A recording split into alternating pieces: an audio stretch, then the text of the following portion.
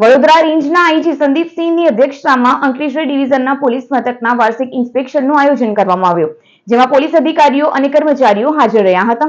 ભરૂચ જિલ્લાના અંકલેશ્વર ડિવિઝનમાં વડોદરા રેન્જના આઈજી સંદીપસિંહ દ્વારા વિવિધ પોલીસ સ્ટેશનોનું વાર્ષિક નિરીક્ષણ કરવામાં આવ્યું હતું. આ નિરીક્ષણ દરમિયાન પોલીસની કામગીરીની વિગતવાર સમીક્ષા કરવામાં આવી અને જરૂરી માર્ગદર્શન આપવામાં આવ્યું. આઈજી સંદીપસિંહે પોલીસ સ્ટેશનોમાં આવેલ અરજદારો સાથે સીધી મુલાકાત કરી તેમની પાસેથી કામગીરી અંગે ફીડબેક મેળવ્યો હતો. આ સાથે જ સ્થાનિક સ્વરાજ્ય સંસ્થાઓની આવનારી ચૂંટણીને ધ્યાનમાં રાખીને મતદાન અને મતગણતરી દરમિયાન કાયદો અને વ્યવસ્થા જળવાઈ રહે તે માટે પોલીસ અધિકારીઓ સાથે વિશેષ બેઠક યોજાઈ હતી.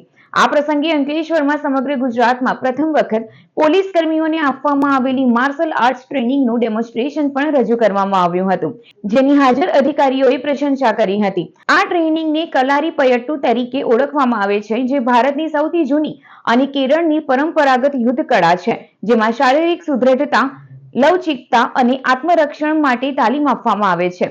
આ ટ્રેનરો માટે ખાસ કેરળથી ટ્રેનરો પણ બોલાવવામાં આવ્યા હતા. પ્રારંભિક તબક્કામાં 30 જેટલા પોલીસ કર્મીઓને આ અંગેની તાલીમ આપવામાં આવી છે. કાર્યક્રમમાં જિલ્લા પોલીસ વડા અક્ષયરાજ મકવાણા, એએસપી અજયકુમાર મીણા, ડીવાયએસપી કુશલ ઓઝા સહિતના પોલીસ અધિકારીઓ અને પોલીસ ઇન્સ્પેક્ટરો હાજર રહ્યા હતા.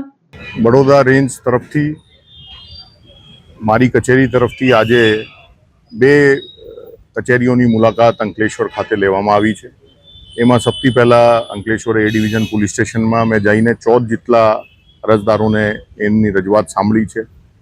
એમની રજૂઆતના યોગ્ય નિકાલ થયા છે કે કેમ એની ચકાસણી કરી છે, જરૂરી સૂચનાઓ પણ આપી છે.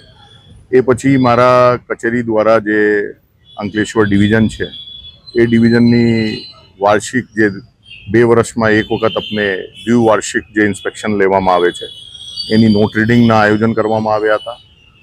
એ દરમિયાન આપણે આખા અંકલેશ્વર ડિવિઝનમાં છેલ્લા 2 વર્ષમાં કેટલા ક્રાઇમ બન્યા છે, ક્યાં હેડમાં ક્રાઇમ વધ્યા છે, ક્યાં વધારા સુધારા લાવવાની જરૂરત છે, ક્યાં સારી કામગીરી થઈ છે, એની સમીક્ષા કરવામાં આવી છે.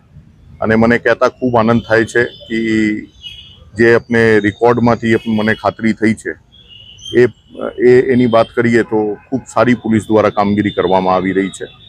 એના માટે ડિવિઝનના ડીવાયએસપી ઓઝા સાહેબને પણ હું અભિનંદન આપું છું. જિલ્લાના એસપી અક્ષયરાજ મકવાણા સાહેબને પણ અભિનંદન આપું છું.